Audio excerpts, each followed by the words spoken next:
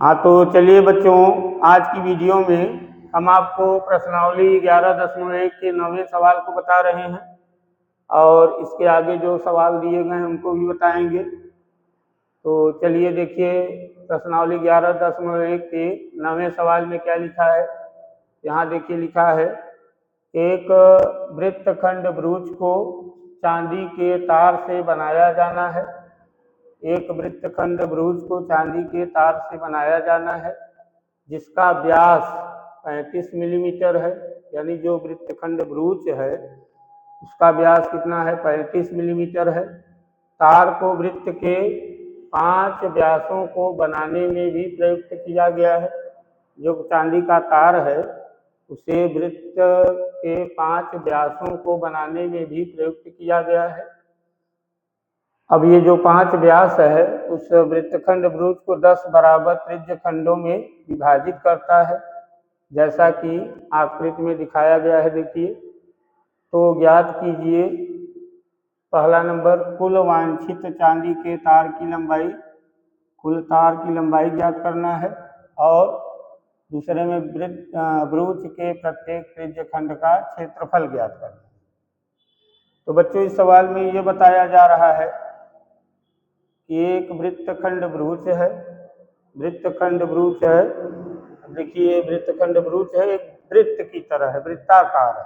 वृत्तखंड ब्रूच कैसा है? वृत्ताकार है। और इसका व्यास कितना लंबा है? 35 मिलीमीटर है। व्यास कितना लंबा है? 35 मिलीमीटर है। इसकी त्रिज्या कितनी होगी? व्यास जितना दिया रहे उसका आधा कर दीजिए तो त्रिज्या मिल जाएगी। तो व्यास अगर 35 मिलीमीटर है तो व्यास कितना होगा? 35/2 होगा।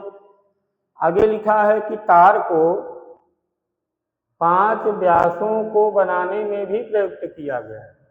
यानी ये जो 5 व्यास खींचे गए हैं, देखिए व्यास है यहाँ 5 हैं। एक व्यास ये है, एक व्यास ये है, एक व्यास ये है, एक व्यास ये है और एक व्यास ये है। हम नंबर डाल दे रहे हैं।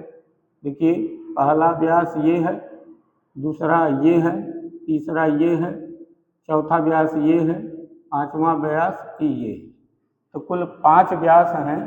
इन व्यासों को चांदी के तार से बनाया गया है। व्यासों को चांदी के तार से बनाया गया है। फिर कह रहे हैं कि ये जो 5 व्यास हैं ये पूरे वृत्तखंड ब्रूच को 10 बराबर त्रिज्य खंडों में विभाजित करते हैं।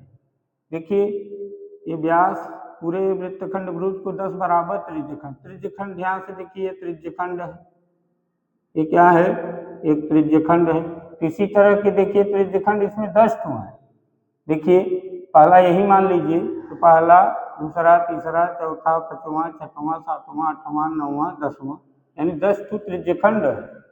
यानी जो 5 व्यास हैं वो पांचों व्यास पूरे वृत्तखंड ब्रूच को 10 बराबर त्रिज्यखंडों में विभाजित कर रहे हैं। तो बच्चों, यहाँ ये पूछा गया है कि कुल वांछित चांदी के तार की लंबाई बताइए। पहले में यही पूछे हैं कि इसमें कुल कितना तार लगा है। तो तार देखिए कहाँ कहाँ लगा है इसमें। तार देखिए बता रहे हैं सवाल वाले कि ये जो 5 व्यास खींचे गए हैं, 1, 2, 3, 4, 5, ये जो 5 व्यास हैं ये भी चांदी के तार से बनाए गए हैं। और चांदी का तार कहाँ लगा होगा? ये जो परिधि है, ये जो देखिए परिधि है, इसे हम लोग परिधि कहते हैं। ये परिधि है, इस परिधि को भी चांदी के तार से बनाया गया है। परिधि को भी चांदी के तार से बनाया गया है और 5 व्यासों को भी चांदी के तार से बनाया गया है। इसका मतलब चांदी का तार परिधि को बनाने में भी लगा है और चांदी का तार 5 व्यासों को बनाने में भी लगा है। तो कुल कितना तार लगा होगा यही हमें बताना है। यहाँ हम लोग देखिए पहले का उत्तर हम निकाल रहे हैं। दिया है, आपको दिया गया है, ये जो व्यास है ये वृत्ताकार ब्रूच, वृत्तखंड ब्रूच का क्या है? व्यास। इसे हम वृत्त की त्रिज्या भी लिख सकते हैं। वृत्त की, या ऐसा लिख दीजिए, वृत्ताकार ब्रूच की त्रिज्या, नहीं व्यास, बराबर 35 मिलीमीटर, इसलिए त्रिज्या निकाल लीजिए। इसलिए त्रिज्या कितनी होगी, त्रिज्या को r से लिखते हैं, तो त्रिज्या बराबर होता है व्यास बटे 2, तो व्यास बटे 2, तो व्यास बटे 2 मतलब व्यास का आधा, तो व्यास है 35 और बटे में 2 मिलीमीटर, ये त्रिज्या है, वृत्ताकार भुज की त्रिज्या है। और व्यास कितना है, 35 मिलीमीटर। यहाँ एक व्यास की लंबाई तो नहीं मानी जाए, यहाँ हम लिख दे रहे हैं, यहाँ एक व्यास की लंबाई कितनी है, एक व्यास की लंबाई बराबर 35 मिलीमीटर। अब कई व्यास हैं, 5 व्यास हैं, और जितने व्यास हैं सब चांदी के तार से बनाए गए हैं, तो इसका मतलब तार जो चांदी का तार है वो पहले व्यास को बनाने में भी लगा, दूसरे को भी, तीसरे को भी, चौथे को भी और पांचों व्यास को बनाने में लगा है, तो कुल कितना तार लगा होगा ये निकाला जाए। इसलिए कुल वांछित चांदी के तार, कुल वांछित चांदी के तार की लंबाई, तो कुल लंबाई पता करने के लिए, कुल चांदी के तार की लंबाई पता करने के लिए इस वृत्ताकार भुज में जहाँ जहाँ तार लगा है उन सब की लंबाई को जोड़ दीजिए, तो आपको कुल चांदी के तार की लंबाई मिल जाएगी। तो देखिए चांदी का तार इस परिधि में लगा है, तो परिधि में तार कितना लगा होगा, कितना परिधि की लंबाई होगी, तो परिधि के लंबाई के बराबर तार लगा होगा। यहाँ लिखे परिधि की लंबाई में तार लगा है, कितना तार लगा है, परिधि की लंबाई के बराबर तार लगा है। और कहाँ तार लगा है, पांचों व्यासों में लगा है, तो पांचों व्यासों की लंबाई लिख दे, 5 व्यासों की लंबाई, 5 व्यासों की लंबाई लिखी, तो 5 व्यासों की लंबाई और परिधि की लंबाई जोड़ दीजिए, तो कुल चांदी के तार की लंबाई मिल जाएगी। देखिए जहाँ जहाँ तार लगा है उसी की लंबाई जोड़ना है। परिधि में तार लगा था तो परिधि की लंबाई के बराबर परिधि में तार लगा है इसलिए परिधि की लंबाई को जोड़ रहे हैं। व्यास में तार लगा है पांचों व्यासों में, इसलिए पांचों व्यासों की लंबाई जोड़ रहे हैं। तो परिधि की लंबाई कैसे आएगी, परिधि की लंबाई का सूत्र है 2 पाई r और प्लस 5 व्यास की लंबाई कैसे आएगी, 5 गुणित 1 व्यास की लंबाई लिखिए, 1 व्यास की लंबाई, तो यहाँ सूत्र में मान रखिए 2 गुणित पाई का मान 22/7 होता है, r का मान 35/2 और प्लस 5 गुणित 1 व्यास की लंबाई कितनी है, 1 व्यास की लंबाई 35 है, तो यहाँ 35 लिखिए। यहाँ इस 2 से ये 2 काट दीजिए, 7 से इसे काट दीजिए, 7 × 35, 22 × 110 और 5 × 25, 5 × 15 × 2 17, दोनों को जोड़िए तो 285 मिलीमीटर।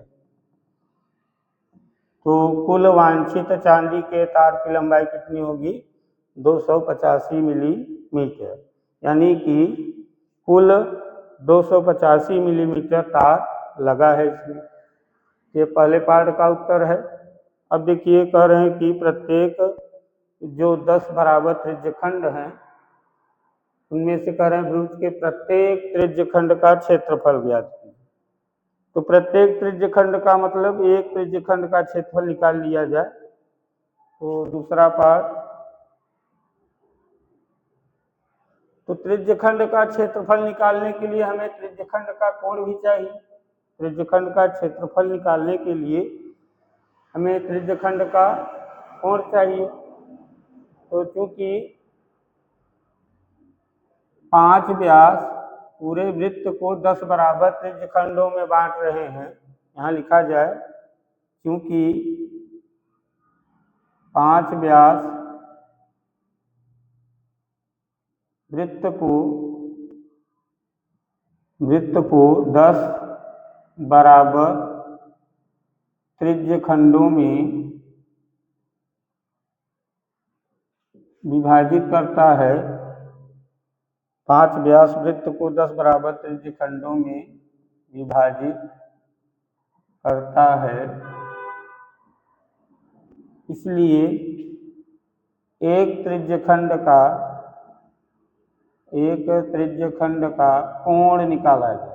एक त्रिज्यखंड का कोण कैसे आएगा?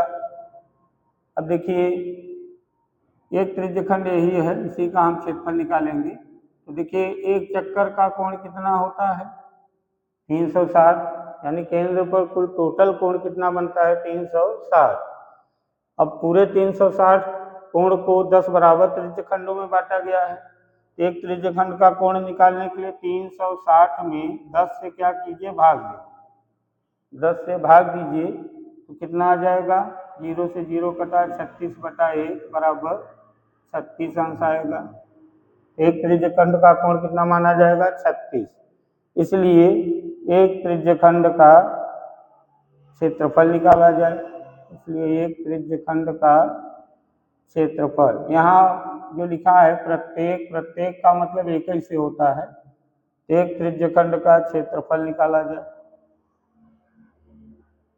बराबर θ/360 गुणित पाई r स्क्वायर। ये सूत्र है, इसी में मान रखिए। ये सूत्र है त्रिज्यखंड के क्षेत्रफल का। इसमें थीटा का मान 36/360, पाई का मान 22/7, आर का मान कितना है? 35/2 का स्क्वायर। इसे हल कीजिए। ये 0 से 0 काट दीजिए, नहीं, यहाँ 0 नहीं है। 36 का 36, 36 दम्मा 360, 1/10 आएगा, 22/7।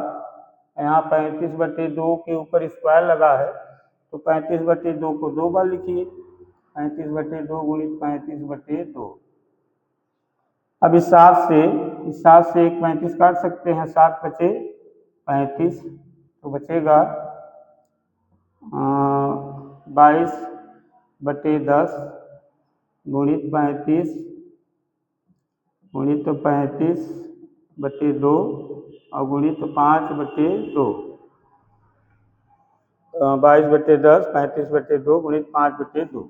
चलिए 5 से इसे काट दीजिए। 5 दूना 10, 2 से इसे काटिए 11, 2 11 22। तो यहाँ आएगा 11/5 55, 11/5 5 हासिल, 11 3 35, 5 38/4। 4 से भाग दे दीजिए। 385 में 4 से भाग,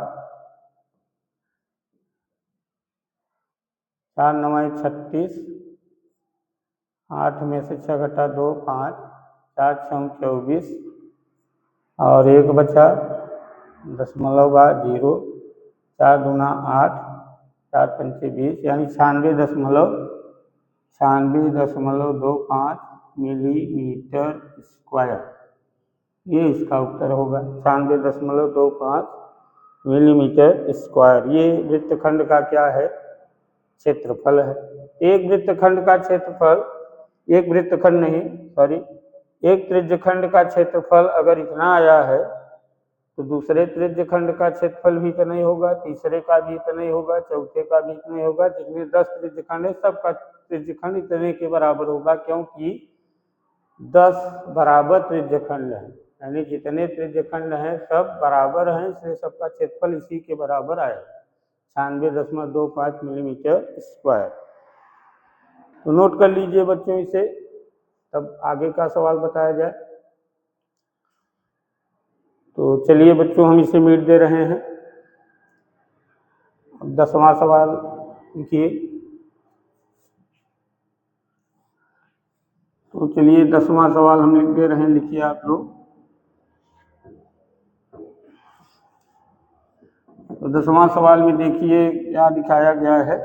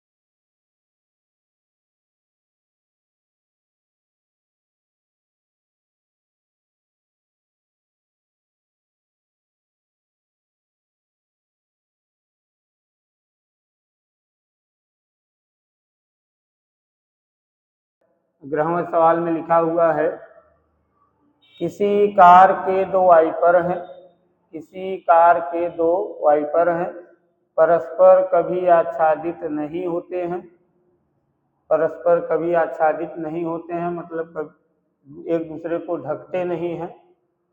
प्रत्येक वाइपर के पत्ती की लंबाई 25 सेंटीमीटर है और 115 अंश के कोण तक घूमकर सफाई कर सकता है। पत्तियों की प्रत्येक गुहार के साथ जितना क्षेत्रफल साफ हो जाता है वह ज्ञात है। देखिए बच्चों, कार के दो वाइपर हैं। कार में आप लोग देखिए, कार में जहाँ ड्राइवर बैठते हैं उसके सामने देखिए, उसके सामने एक बड़ा सा शीशा लगा रहता है। जैसे बड़ा सा शीशा लगा रहता है जिससे बाहर की वस्तुओं को देखते हैं। इस तरह का देखिए शीशा लगा रहता है ऐसे ऐसे ना। इसमें देखिए दो वाइपर लगे रहते हैं। वाइपर का मतलब आप लोग ये समझ लीजिए, जैसे जब बारिश होती है, जब कार चलती रहती है और अचानक बारिश होने लगती है तो कार पर पानी की बूंदें पड़ जाती हैं। तो पानी की बूंदों को साफ करने के लिए वाइपर लगे रहते हैं। देखिए इस तरह के ऐसे लगे रहते हैं, ऐसे ऐसे दो ठू लगे रहते हैं, दो ठू ऐसे लगे रहते हैं ना। और जब बारिश होती है, जब बारिश होती है तो ड्राइवर का क्या करता है, अंदर से बटन ऑन कर देता है। देखिए ऐसे दो वाइपर लगे रहते हैं।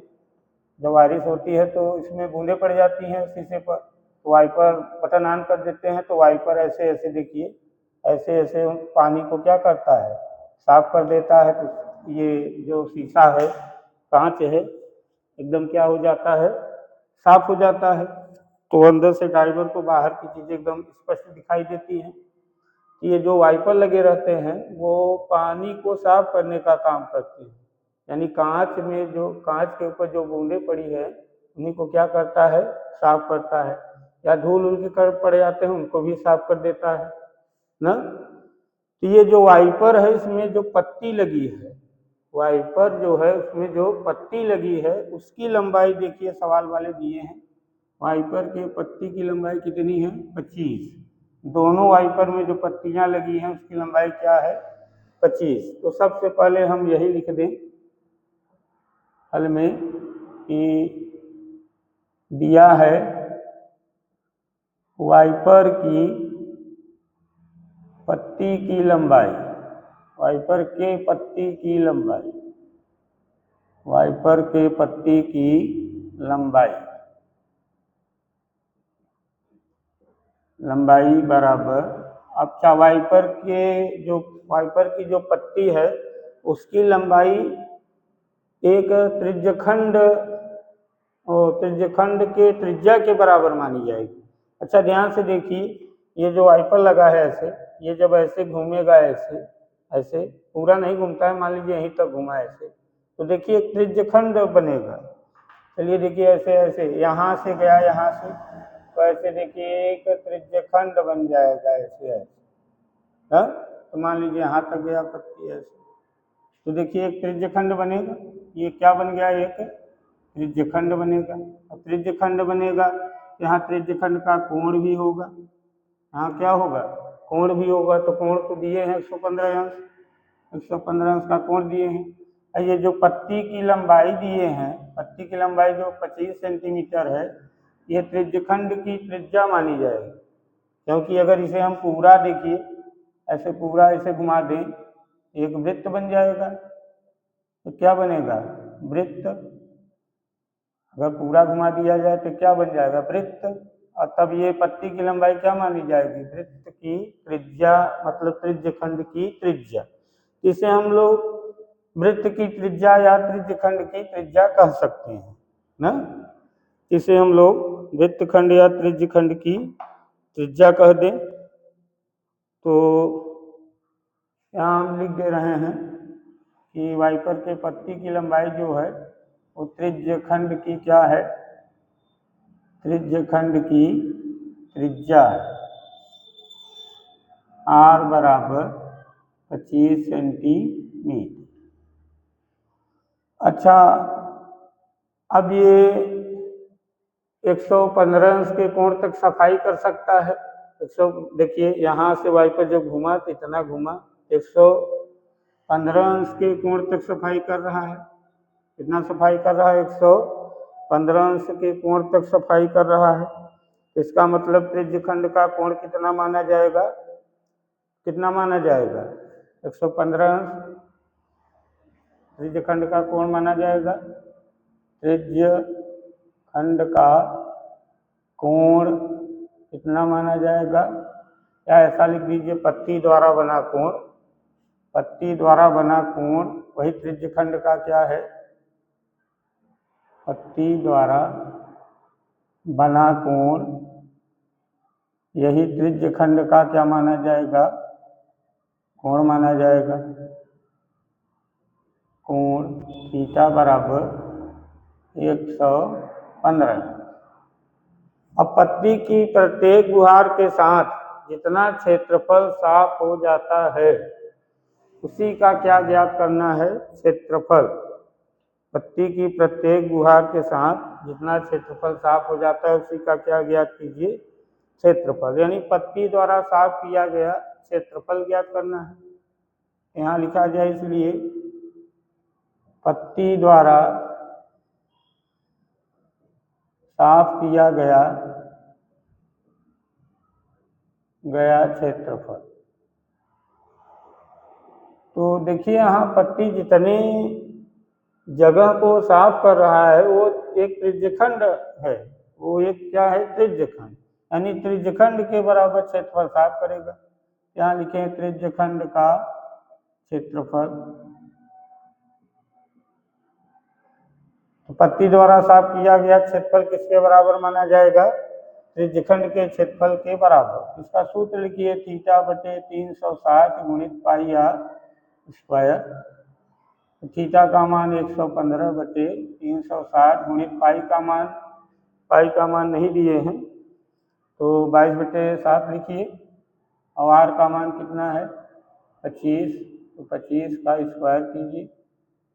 तो इसे काटिए, 115 बटे 360 गुणित 22 बटे 7 और गुणित 25 को 2 बार लिख सकते हैं ऐसे। काटिए, 5 से काटिए, 5 दूना 10, 5 तिहाई 15, 5 दूना 10, 5 तिहाई 15 और 5 से इसे काटिए, 5 सत्ते 35, 5 दूना 10। तो 2 से काट दीजिए, 2 तिहाई 6, 2 छंग 12, 2 ग्राम 22। तो नीचे कुल मिला के 23 गुणित 11 गुणित 25 25 हम 625 और बटे में 7 6 42 और 7 3 21 या 25। तो ऊपर जितनी संख्या है 23 11 625 सबका गुणा कर दीजिए। 23 11 625 सबका गुणा कर दीजिए। देखिए